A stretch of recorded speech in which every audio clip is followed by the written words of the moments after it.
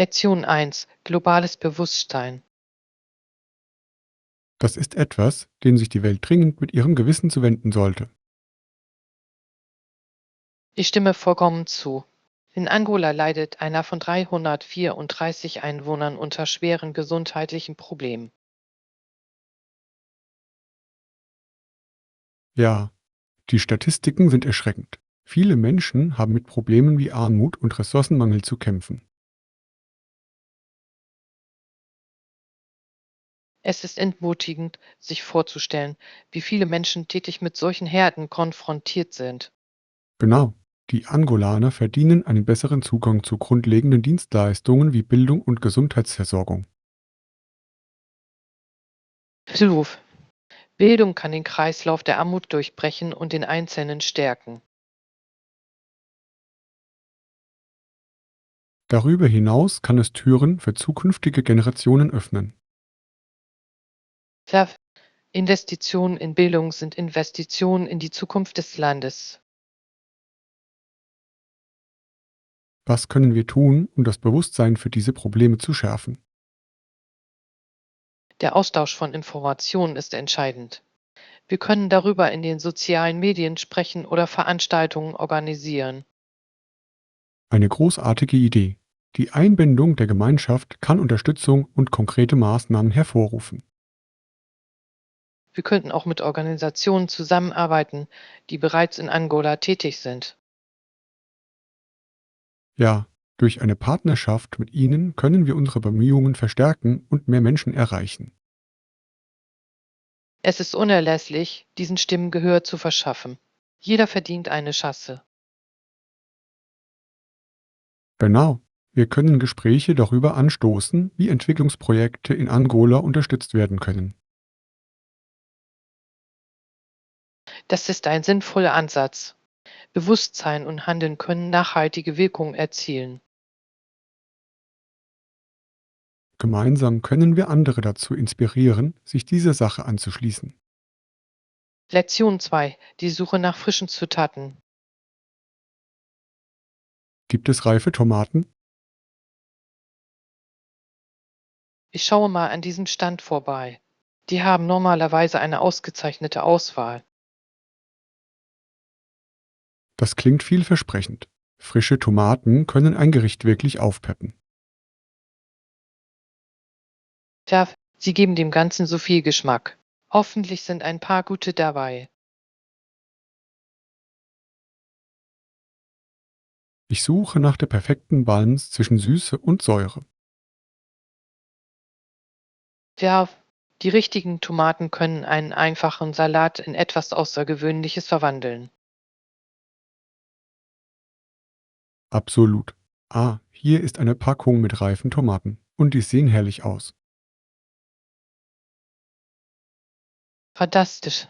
Sie haben eine wunderschöne rote Farbe. Planen Sie, eine Soße daraus zu machen? Ja, ich habe an eine frische Tomatensauce für Pasta gedacht. Das wäre köstlich.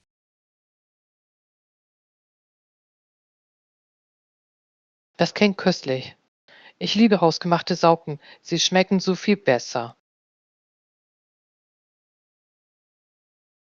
Danke. Außerdem ist es befriedigend, etwas von Grund auf selbst herzustellen. Da stimme ich zu. Die Mühe lohnt sich, wenn man das Ergebnis schmeckt. Wie bereiten Sie Ihre Tomatensoßen am liebsten zu? Ich liebe es, Knoblauch, frisches Basilikum und eine Prise Chili für etwas Schärfe hinzuzufügen. Diese Kombination klingt fantastisch. Ich muss mir dein Geheimnis wohl ausleihen. Hör zu. Beim Kochen geht es ums Teilen und Experimentieren. Apropos experimentieren. Kochen Sie lieber mit oder ohne Rezept? Ich mag beides, aber das Kochen ohne Rezept ermöglicht mehr Kreativität. Das kann ich vollkommen verstehen. Manchmal entstehen die besten Gerichte durch Improvisation. In der Tat. Lasst uns diese Tomaten schnappen und schauen, welche anderen frischen Zutaten wir noch finden können. Tolle Idee. Dieser Markt bietet unzählige Möglichkeiten fürs Abendessen. Lektion 3: Sportliche Triumphe feiern. Ich habe über Zatopek gelesen. Er hat das Rennen gewonnen, nachdem er an mehreren Wettbewerben teilgenommen hatte. Er war unglaublich. Er glänzte nicht nur im Marathonlauf, sondern gewann auch die 5.000 und 10.000 Meter Läufe bei den Olympischen Spielen 1960 und 1964. Genau, eine wahre Sportlegende. Seine Entschlossenheit war unübertroffen.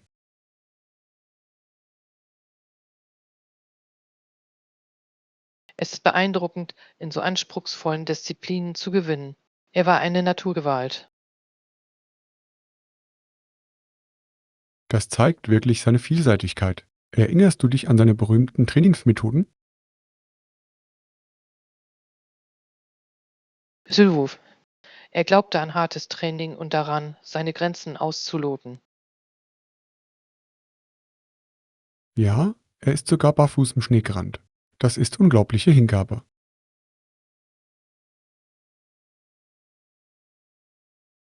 Das nenne ich Einsatz. Ich bewundere Sportler, die buchstäblich die Extrameile gehen.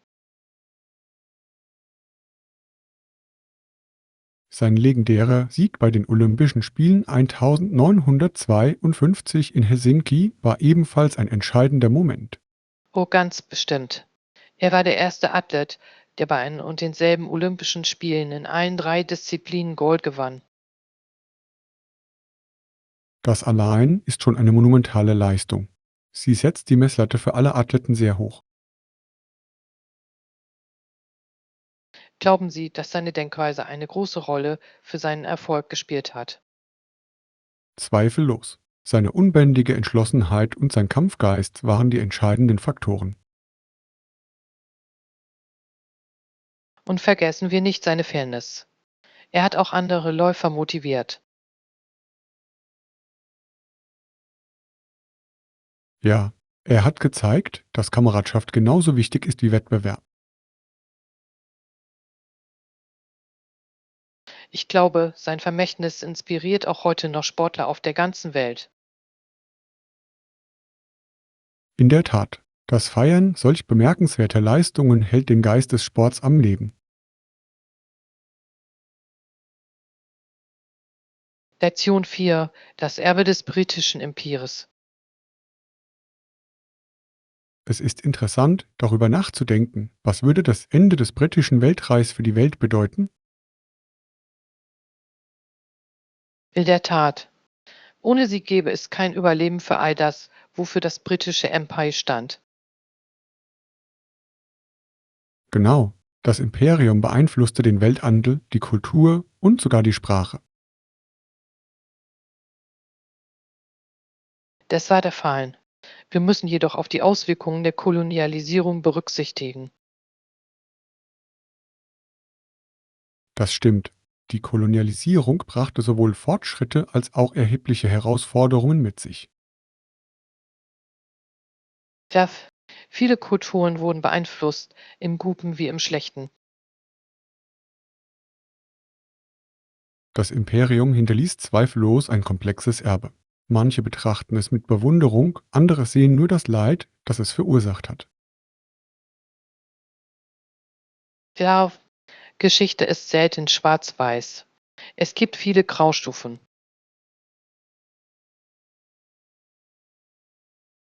Was sollten wir Ihrer Meinung nach angesichts dieses Erbes lernen?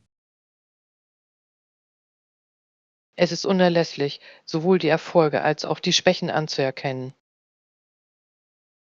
Ja, Bildung spielt eine Schlüsselrolle beim Verständnis unserer Vergangenheit. Und es hilft, die Fehler der Geschichte nicht zu wiederholen. In der Tat, das Verständnis für den Drang nach Expansion und Kontrolle ist von entscheidender Bedeutung. Es erinnert uns daran, wie wichtig ein respektvolles Zusammenleben und eine gute Zusammenarbeit sind. Absolut. Empathie ist unerlässlich, wenn wir unsere gemeinsame Geschichte untersuchen. Werf Indem wir aus der Vergangenheit lernen, können wir auf eine inklusivere Zukunft hinarbeiten. Gut gesagt. Vielleicht sollten wir eine Diskussionsgruppe zu historischen Perspektiven vorschlagen. Das ist eine fantastische Idee. Ein anregender Dialog kann zu einem tieferen Verständnis führen. Lasst uns gemeinsam einige Themen sammeln und andere einladen, sich uns anzuschließen. Lektion 5: Das Wiederaufleben der Oper. Ich habe kürzlich erfahren, dass ein junger Mann nach Italien gegangen ist, um Operngesang zu studieren. Das ist faszinierend. Italien ist der perfekte Ort, um in die Opernkultur einzutauchen. Absolut. Oper ist sehr in Mode gekommen, besonders bei der jüngeren Generation.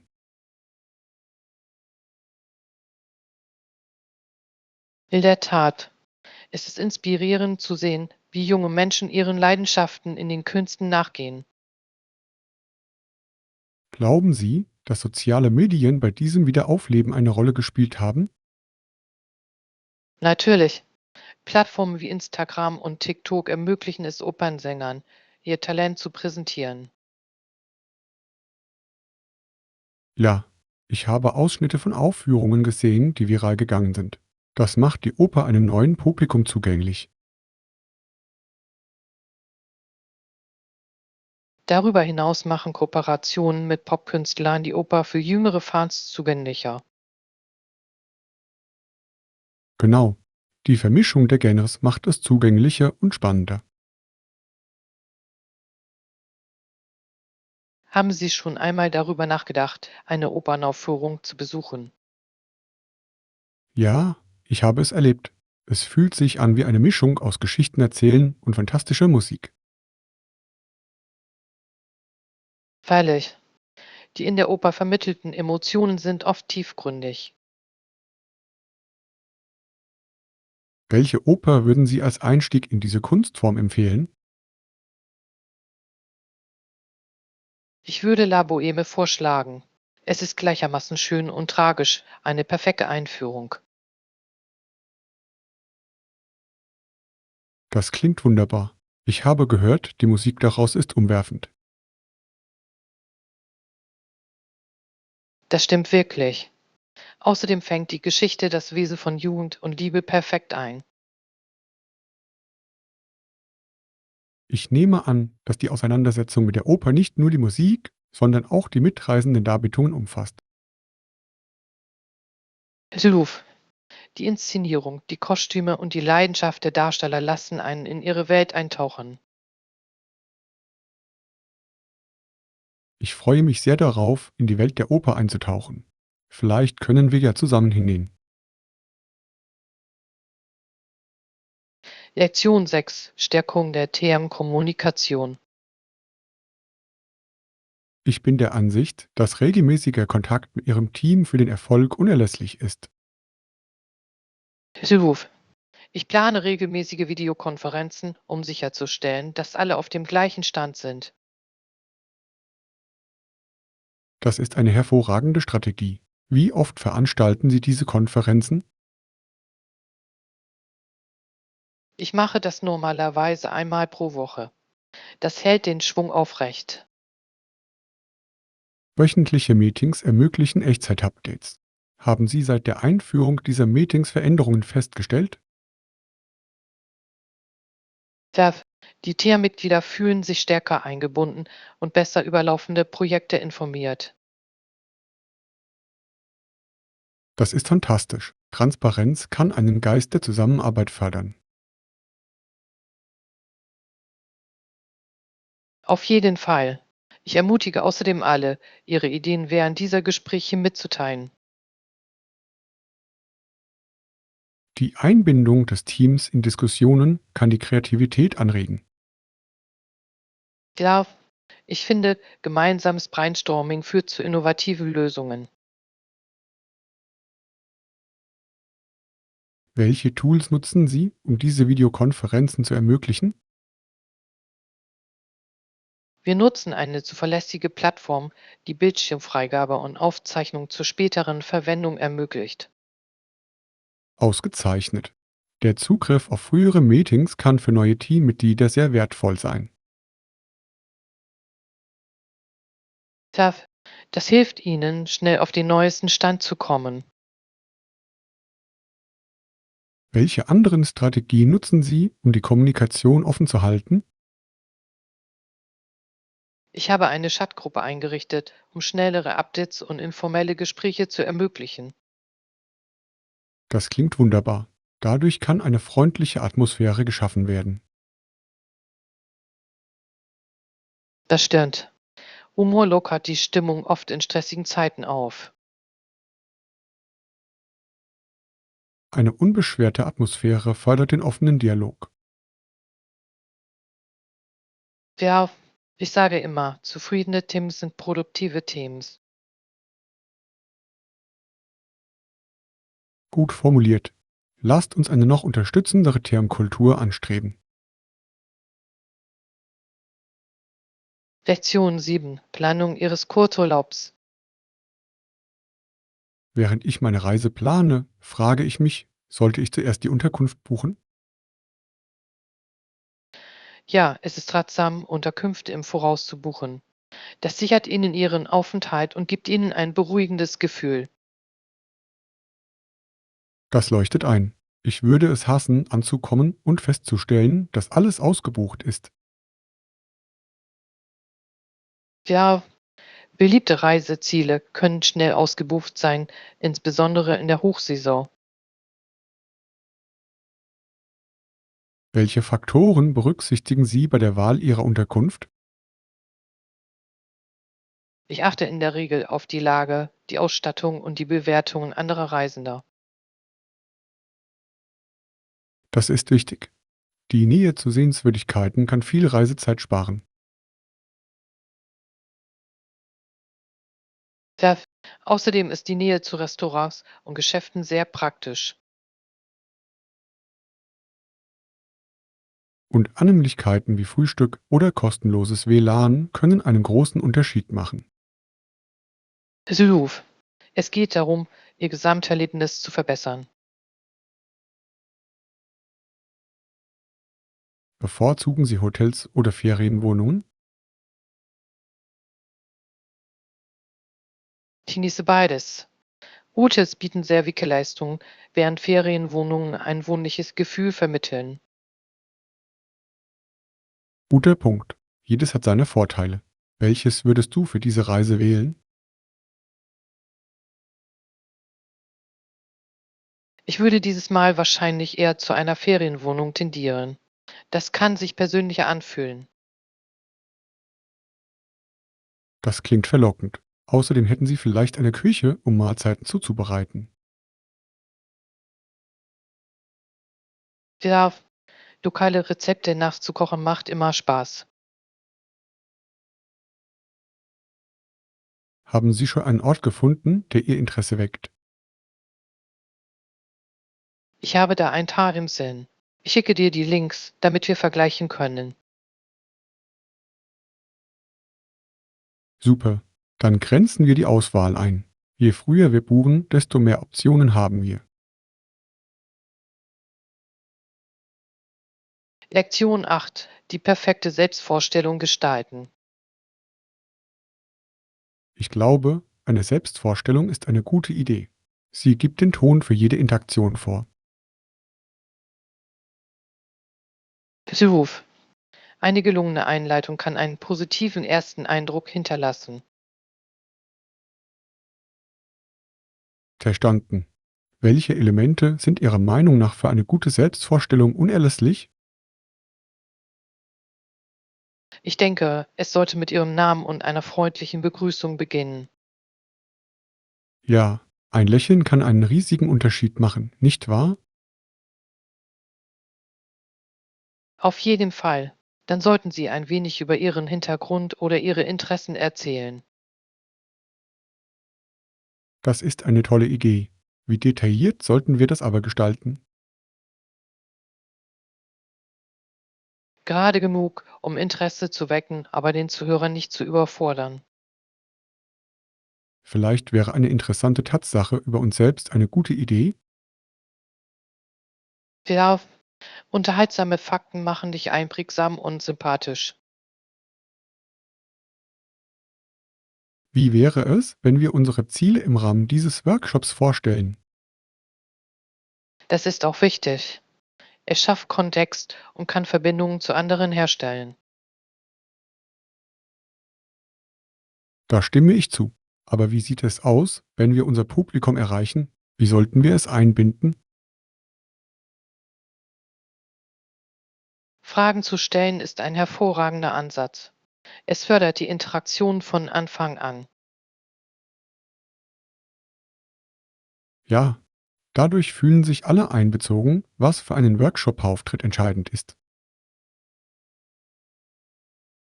Und wir können unsere Vorstellungen in kleinen Gruppen üben, bevor wir die große Präsentation halten. Perfekt. Das wird uns helfen, unsere Lieferung zu optimieren. Ich freue mich darauf, die Vorstellungen aller zu hören. Jede wird eine einzigartige Persönlichkeit widerspiegeln. Stimmt.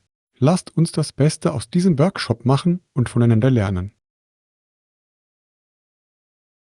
Lektion 9: Den Weg finden. Ja, es sind nur 2 Blocks die Straße hinunter, dann links abbiegen. Perfekt. Ich habe so einen Hunger. Ich habe gehört, das Essen dort sei fantastisch. Das stimmt wirklich. Auf der Speisekarte findet man eine Vielzahl internationaler Gerichte. Das klingt herrlich. Ich liebe es, auf Reisen neue Küchen auszuprobieren. Ich auch. Verschiedene Geschmacksrichtungen zu entdecken, kann ein aufregendes Abenteuer sein.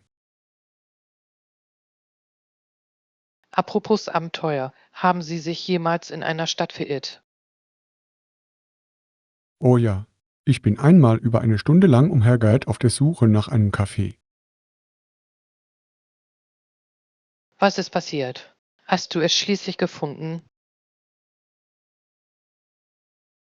Das habe ich tatsächlich getan. Es stellte sich heraus, dass es ganz in der Nähe meines Ausgangspunktes lag.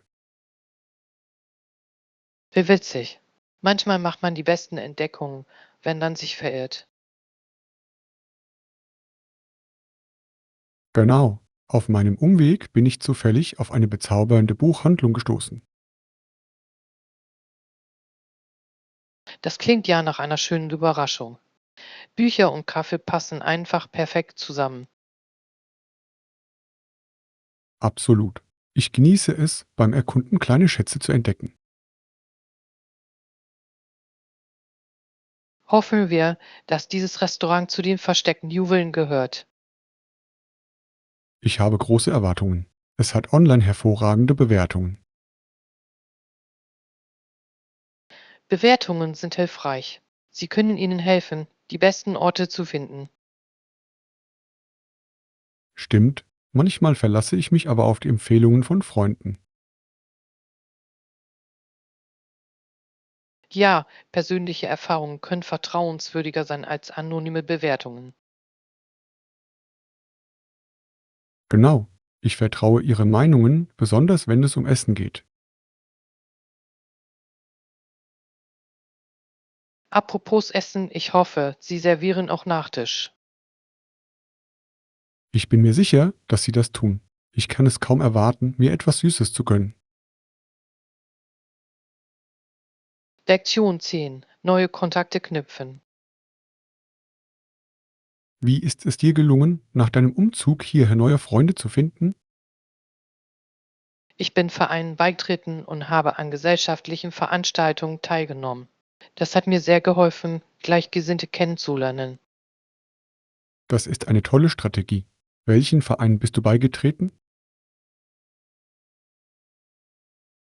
Ich habe mit einem Buchclub und einer Wandergruppe angefangen. Beides war fantastisch, um neue Freunde kennenzulernen. Ein Buchclub klingt toll. Welches Buch habt ihr als erstes besprochen? Wir haben eine Thriller gelesen und die Diskussionen waren lebhaft. Jeder hatte eine andere Sichtweise. Wie lustig. Ich wette, das hat zu interessanten Gesprächen geführt. Das hat es definitiv. Außerdem haben wir immer Snacks geteilt, was ein zusätzlicher Pluspunkt war. Snacks und gute Gespräche? Das klingt ideal. Und was ist mit der Wandergruppe? Die Wandergruppe war wunderbar, um rauszukommen und die Natur zu genießen. Wandern ist eine tolle Möglichkeit, Zeit miteinander zu verbringen. Gab es besonders unvergessliche Wanderungen? Oh ja, wir sind einen anspruchsvollen Wanderweg mit atemberaubenden Ausblicken hinaufgeklettert. Alle waren sehr ermutigend. Das muss sich sehr befriedigend angefühlt haben. Habt ihr euren Erfolg anschließend alle gefeiert? Ja, das haben wir. Wir haben oben ein kleines Picknick gemacht, was sehr schön war. Das klingt, als hättest du eine tolle Community gefunden. Welchen Rat würdest du jemandem geben, der neue Freunde finden möchte? Sei offen und zugänglich. Besuche Veranstaltungen, die dich interessieren und scheue dich nicht, Gespräche zu beginnen. Ausgezeichneter Rat. Freundlichkeit wird von vielen Menschen geschätzt. Ruf. Wenn man diesen ersten Schritt wagt, können daraus langjährige Freundschaften entstehen. Vielleicht sollte ich selbst auch ein paar Clubs beitreten. Lektion 11. Echte im historischen Kontext verstehen. Es ist faszinierend, etwas über die Rechte der Barone im Mittelalter zu erfahren. Ruf. Ihr Kampf spielte eine entscheidende Rolle bei der Gestaltung des englischen Rechts. Ja, allerdings darf man nicht vergessen, dass diese Rechte nicht nur die Barone, sondern auch das einfache Volk betrafen. Klar, die Idee der gemeinsamen Rechte bietet eine umfassendere Perspektive auf soziale Gerechtigkeit. Viele dieser Barone kämpften um Privilegien, die letztendlich die gesamte Gesellschaft beeinflussen würden. In der Tat, die Unterzeichnung der Magna Carta ist ein Paradebeispiel für diesen Einfluss. Ja, es wurden Prinzipien etabliert, die schließlich über den Adel hinaus reichen sollten. Und es legte den Grundstein für individuelle Rechte, sogar für einfache Bürger. Interessanterweise forderte die Magna Carta, dass der König die Rechte aller seiner Untertanen respektieren müsse. Das ist entscheidend. Es ging nicht nur um die Privilegien des Adels, sondern um Fairness und Gerechtigkeit. In vielerlei Hinsicht begannen die einfachen Leute zu erkennen, dass ihre eigenen Rechte anerkannt werden könnten. Ruf. Ihre Basisarbeit führte im Laufe der Zeit zu bedeutenden sozialen Veränderungen. Ich frage mich, wie anders die Gesellschaft heute aussehen würde ohne diese frühen Bürgerrechtsbewegungen. Wir könnten die demokratischen Prinzipien, die wir heute so schätzen, vielleicht nicht mehr haben. Genau. Das Verständnis dieser Geschichte hilft uns, unsere heutigen Rechte wertzuschätzen. Tja, es erinnert uns daran, dass der Kampf um Rechte auch in der heutigen Gesellschaft weitergeht. Gut gesagt. Lasst uns weiter untersuchen, wie diese historischen Veränderungen die moderne Regierungsführung geprägt haben. Lektion 12. Nachhaltigkeit leben. Mir ist aufgefallen, dass unser Wasserverbrauch gesunken ist, seit wir einige neue Praktiken eingeführt haben. Das ist fantastisch. Das klingt nach einer Win-Win-Situation für uns und die Umwelt. Absolut. Wassersparen reduziert nicht nur die Rechnungen, sondern hilft auch, wertvolle Ressourcen zu schonen. Wie wäre es mit einer Reduzierung des Wasserverbrauchs im Garten? Ich habe gehört, dass Tropfbewässerung sehr effektiv ist. Ja, die Tropfbewässerung minimiert Wasserverluste. Die Pflanzen erhalten das Wasser direkt an den Wurzeln. Das klingt ideal. Haben Sie diese Methode schon einmal in Ihrem Garten ausprobiert? Ja, habe ich. Den Pflanzen geht es viel besser und ich verbrauche deutlich weniger Wasser. Unglaublich. Das sollte ich auch für meinen Garten in Betracht ziehen. Hast du sonst noch Tipps? Die Verwendung von Regentonnen ist eine weitere hervorragende Option. Sie sammeln Regenwasser zur Bewässerung. Großartig. Die Natur stellt uns kostenloses Wasser zur Verfügung. Warum also nicht davon profitieren? Genau. Außerdem verringert es den Oberflächenabfluss von Regenwasser und kommt so der Umwelt zugute. Mir gefällt, wie kleine Veränderungen eine große Wirkung haben können. Was können wir noch tun? Erwägen Sie, zum Reinigen von Einfahrten oder Terrassen einen Besen anstelle eines Gartenschlauchs zu verwenden. Das ist eine clevere Idee. Dadurch kann eine Menge Wasser gespart werden. Und es kann auch einen Unterschied machen, regelmäßig Wasserhähne und Schläuche auf Undichtigkeiten zu überprüfen. Diese kleinen Anstrengungen summieren sich. Es geht darum, achtsam zu sein. Ganz genau. Gemeinsam können wir nachhaltigere Gewohnheiten entwickeln. Lasst uns eine Kampagne starten, um unsere Freunde zu ermutigen, diese Praktiken ebenfalls anzuwenden. Großartige Idee. Gemeinsam können wir andere dazu inspirieren, sich der Nachhaltigkeitsbewegung anzuschließen. Lektion 13. Modisch auf dem neuesten Stand. Hallo, hast du schon die neuen Modetrends gesehen? Da habe ich. In der Modewelt passiert gerade so viel Aufregendes.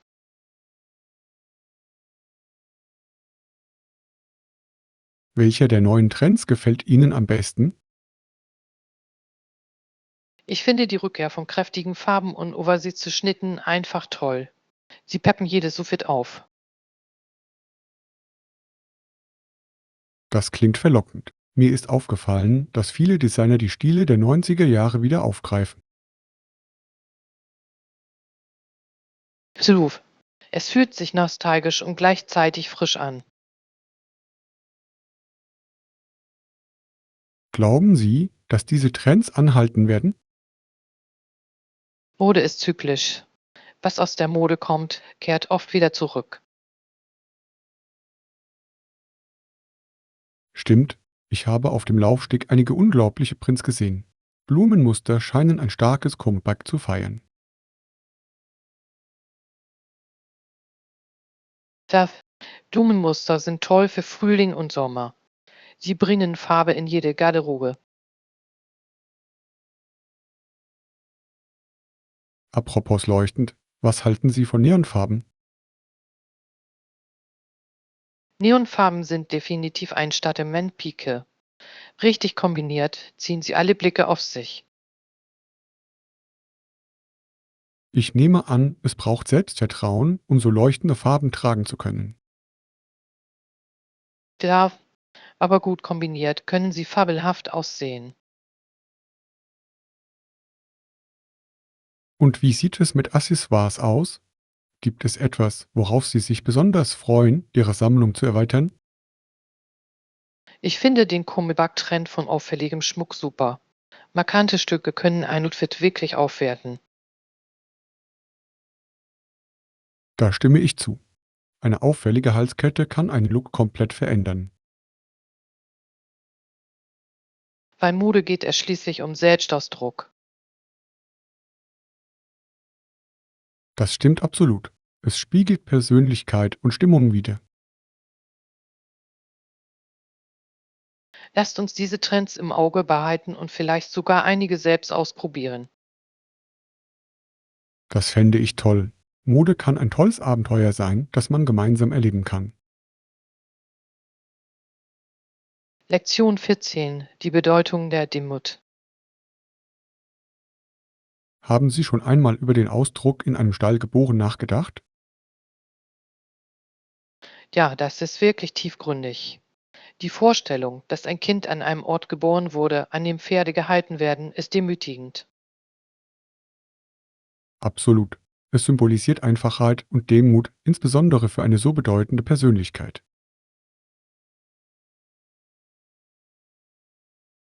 Interessant ist, dass seine Eltern kein geeignetes Gasthaus finden konnten.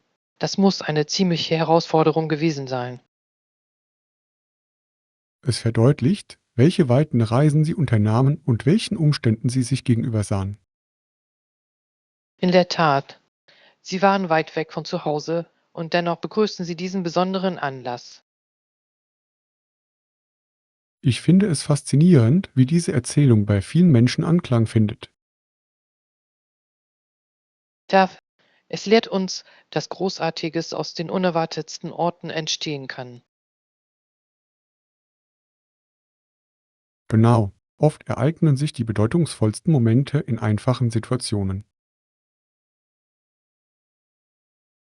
Apropos, haben Sie persönliche Erfahrungen damit, dass aus bescheidenen Anfängen Großartiges entstanden ist?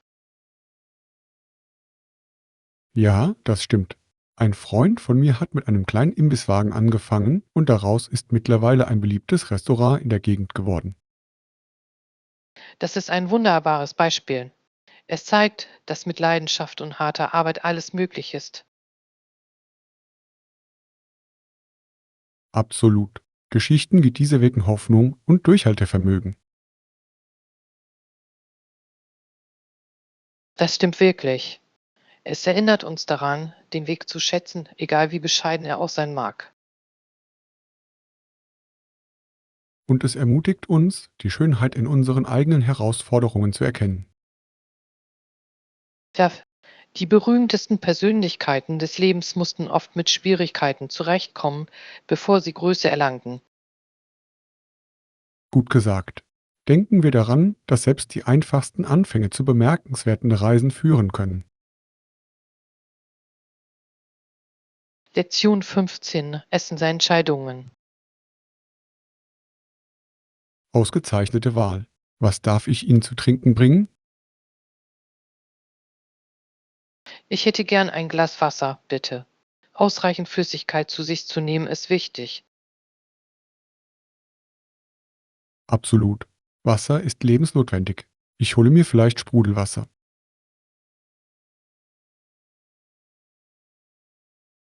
Sprudelwasser rundet jede Mahlzeit ab, nicht wahr? Ja, es fühlt sich ein bisschen edel an, auch wenn es nur Wasser ist. Apropos ausgefallen, haben Sie schon mal mit Früchten aromatisiertes Wasser probiert? Nein, habe ich nicht. Welche Geschmacksrichtungen empfehlen Sie? Gurke und Minze sind erfrischend. Zitrone und Limette sind auch köstlich. Die klingen ja fantastisch. Ich sollte mal versuchen, sie zu Hause nachzumachen.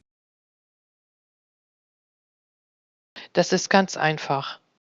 Man muss nur ein paar Früchte klein schneiden und ins Wasser geben. Perfekt. Ich liebe einfache Rezepte, die Alltagsgerichte aufpeppen. Ja, oh, und wir können noch Kräuter hinzufügen, um dem Ganzen eine besondere Note zu verleihen. Fantastische Idee. Frisches Basilikum würde unglaublich gut zu Erdbeeren passen. Ich bin neugierig. Wir sollten das nächste Mal zusammen experimentieren. Ich freue mich schon darauf. Unser Wasser wird nie wieder langweilig sein. In der Tat, Wo wir gerade beim Thema sind, welche Speisen kombinieren Sie gerne mit Ihren Getränken? Ich trinke sehr gerne Sprudelwasser zu leichten Salaten. Es passt hervorragend dazu. Das ist eine hervorragende Kombination. Ich trinke gerne Wasser zu herzhaften Gerichten. Herzhafte Gerichte passen hervorragend. Lasst uns etwas Leckeres zu unseren Getränken bestellen. Lektion 16. So funktioniert der Hotecheck-in. Ich habe gerade eingecheckt. Weißt du, welche Dokumente benötigt werden? Ja, üblicherweise verlangen Sie einen Ausweis und eine Kreditkarte. Das dachte ich mir auch. Sie haben auch nach meinem Ausweis und meiner Kreditkarte gefragt. Es ist immer gut, diese Unterlagen griffbereit zu haben. Haben Sie Ihnen alle notwendigen Informationen über Ihren Aufenthalt bereitgestellt? Das haben sie. Ich habe alle Details erhalten, einschließlich Frühstückszeiten und WLAN-Zugang. Das ist hilfreich. Es kann sehr belastend sein, wenn nicht alles klar kommuniziert wird. Da stimme ich zu. Klare Kommunikation sorgt für einen reibungslosen und stressfreien Check-in-Prozess. Sind Ihnen beim Einchecken schon einmal ungewöhnliche Anfragen begegnet? Tatsächlich ja. Einmal baten sie mich um meine Unterschrift in einem sehr prunkvollen Buch. Ich fühlte mich, als würde ich ein königliches Dekret unterzeichnen. Wie witzig. Das muss ja ein richtiges Erlebnis gewesen sein. Das war's. Ich musste lachen, wie förmlich es wirkte. Das erinnert mich daran, dass Hotels auch ihre Eigenheiten haben können. Wahrlich. Manche Orte haben einzigartige Traditionen, die das Erlebnis unvergesslich machen. Wo wir gerade von Traditionen sprechen, ich frage mich, ob es in diesem Hotel irgendwelche interessanten lokalen Bräuche gibt. Das wäre interessant herauszufinden. Vielleicht können wir die Mitarbeiter fragen, wenn wir Gelegenheit dazu haben. Der, der Austausch mit den Mitarbeitern kann Einblicke in die lokale Kultur ermöglichen. Außerdem hilft es, eine Verbindung herzustellen. Ich unterhalte mich immer gern mit dem Hotelpersonal. Tja, dadurch fühlt sich unser Aufenthalt persönlicher an. Nun gut, sollen wir unser Gepäck abstellen und die Annehmlichkeiten erkunden. Lektion 17. Morgenrituale. Ich trinke seit kurzem jeden Morgen Zitronenwasser. Es ist erfrischend und hilft mir, wach zu werden. Das klingt interessant. Ich habe gehört, dass Zitronenwasser zahlreiche gesundheitliche Vorteile bietet. Das stimmt. Es fördert die Flüssigkeitszufuhr und liefert eine gute Dosis Vitamin C. Ich könnte morgens einen Energieschub gebrauchen. Normalerweise trinke ich nur Kaffee. Kaffee ist toll, aber Abwechslung kann erfrischend sein. Probieren Sie doch mal Zitronenwasser. Du hast recht. Ich werde es morgen früh versuchen. Fantastisch. Einfach eine halbe Zitrone in warmes Wasser pressen. Simpel und effektiv. Das klingt recht einfach. Ich bin gespannt, wie es sich anfühlt. Der spritzige Geschmack könnte Ihnen gefallen. Er kann Ihre Morgenstunden verschönern. Etwas mehr Schwung in meiner Morgenroutine wäre schön. Welche Morgenrituale hast du? Ich meditiere auch gerne ein paar Minuten, bevor ich in den Tag starte. Meditation. Das klingt beruhigend. Hilft sie dir, dich besser zu konzentrieren? Absolut. Das sorgt für eine positive Stimmung für den bevorstehenden Tag. Ich habe schon einmal versucht zu meditieren, hatte aber Schwierigkeiten, dabei zu bleiben. Das erfordert Übung. Beginnen Sie mit nur wenigen Minuten und steigern Sie die Dauer allmählich. Das ist ein guter Rat. Fühlst du dich nach der Meditation energiegeladener? Ja, es klärt meinen Kopf und verbessert meine Stimmung insgesamt. Ich bin begeistert. Ich glaube, ich werde sowohl Zitronenwasser als auch Meditation in meine Morgenroutine einbauen. Großartige Idee. Die Kombination dieser Elemente kann einen kraftvollen Start in den Tag ermöglichen. Lektion 18. Verbesserung der Sprachkenntnisse. Mir ist aufgefallen, dass viele Menschen englische Bilderbücher lesen, um ihre Sprachkenntnisse zu verbessern. Ja, das ist eine fantastische Methode. Bilderbücher machen Lernen spannend und unterhaltsam. Absolut. Welche Bilderbücher haben sich für Sie als besonders hilfreich erwiesen? Ich habe vor kurzem Der kleine Prinz gelesen. Die Sprache ist einfach und doch tiefgründig. Das ist ein Klassiker. Ich schätze besonders, wie er wertvolle Lebenslektionen vermittelt.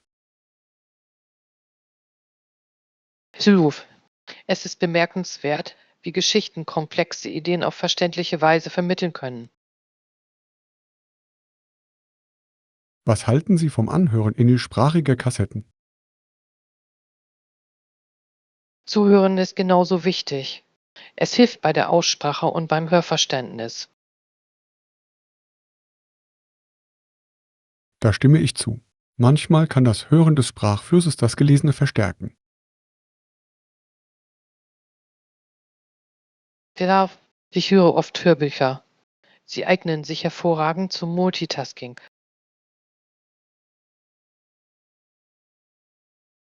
Das ist ein cleverer Ansatz. Welches Genre bevorzugst du bei Hörbüchern?